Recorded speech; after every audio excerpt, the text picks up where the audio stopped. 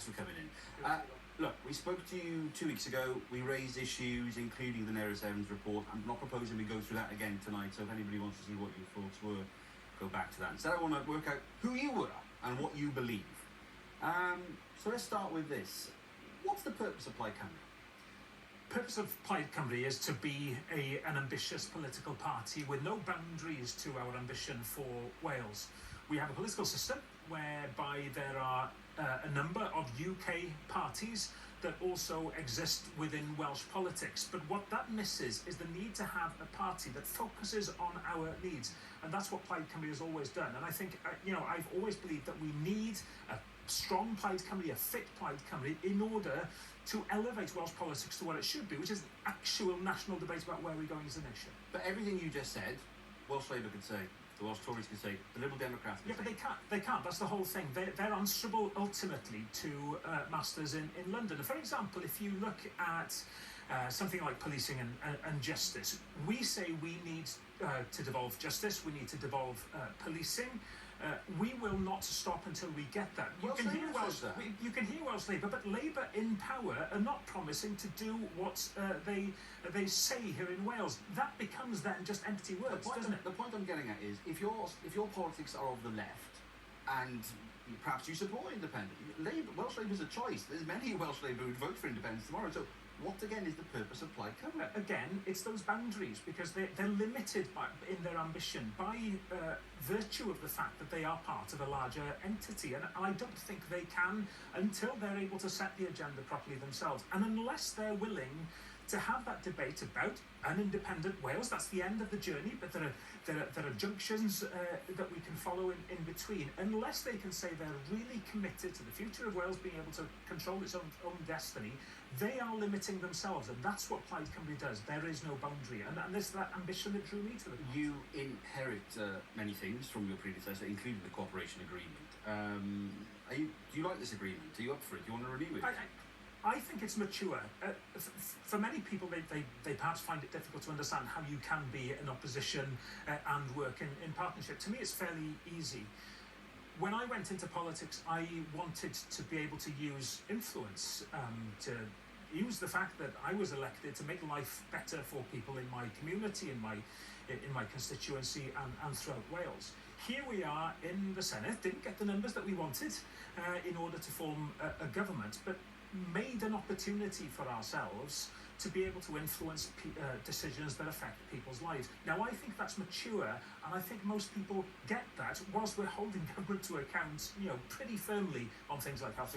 So last week on this programme, Jeremy Miles, Education Minister, seen as a potential successor to Mark Drakeford, talked about the cooperation agreement, saying how the deal with Plaid Cymru was almost holding him back, that he would like to do a lot more. So what are you stopping him doing?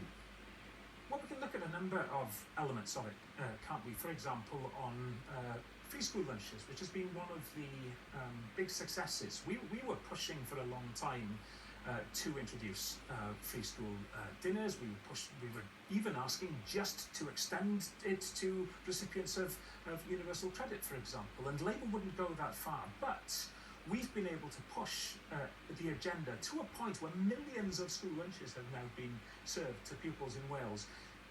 Who's going to take the credit for that then at the next election? Well, that's our job, isn't it? Obviously, it's a danger when anybody goes into a coalition. Minority parties anybody, they often do, but it's our job, isn't it, to make sure that we claim the credit for it. And I think people will see that with a host of things in this cooperation agreement, they would not have happened unless it was Plaid Cymru there doing the pushing. But as a cooperation agreement, the Labour wouldn't have gone into it unless they thought they were getting some things out of it themselves. But I'm pretty clear about the gains that we're getting. Adrian in London outlined some of the issues you face. Some will be very familiar. But he raised the question of a co-leadership. Do you fancy that? The way I see it is that we're a party where there are leaders right across the board. I'm thinking of somebody like Llynos Medi doing an incredibly good job leading Anglesey Council. I'm thinking Liz Saville-Roberts, brilliant leader of the party at Westminster. But even at local level, we have the community activists who are real leaders within their community. So absolutely, I believe in shared leadership. You're referring to a proposal to have two actual leaders. Let's learn more about that. Absolutely. But to me, it's about empowering everybody to to be able to and aspire to and be leaders at all levels. Let's talk about some policies. Tax. Adam Price wanted to slash taxes to the lowest in the UK in 2018. Earlier this year, he said he wanted to raise them. What would be Plaid's position under your leadership? I've been open and I've spoken on this programme before. I think in general we need to be addressing the tax system, getting to a place where yes, we pay more tax, but that we're clear that we're getting something in return so for it. So income tax would rise if you were First Minister? Well, I want to have that debate. I don't think it's that clear cut because we're in a time, we've had decades of people pushing an agenda that we should all desire lower and lower taxes. I think that's wrong. So it's not easy for a party to say, right, we're going to put taxes up, because you're in a competition where there's a race to the bottom. We need to be leading that debate in Wales so that we make the case for that deal between government and people where yes, we say there should be more tax paid, but we can prove that something's going to come instead of it. Some quick fire questions, probably easy one for you to start with. Would you rejoin the European Union? I am passionately pro-Europe. I think Europe has worked well for small nations like ours. Yes or a no? I would want to, absolutely, but there's something that I would like to do before that, which is okay, quick fire. Which to join the single market again. But I would absolutely right. Yes. But again, which politician in Labour or Conservative parties do you most admire? Most admire in the Labour or Conservative parties. I mean, I can't think of somebody that I admire. The people who've been heroes of mine. Well, no, there are people who've been heroes of mine who've largely been within Plaid. Okay, but of course, I've looked across the board at people that I think have done a good job. Should cannabis be decriminalised? Yes, I think we need to rethink about the way that we deal with drugs across the board. Should assisted suicide be legal for the terminally ill? I think it's a very, very personal one. I believe yes, we should be having that debate. Quick fire, goodness me. Well, I got a lot more. We'll have to do it the next time. We are out of time. Look, yes. Thank you for coming in. Diolch yn fawr, Rhyn ap Iorwerth, the new leader of Plaid Cymru. And thank you for watching.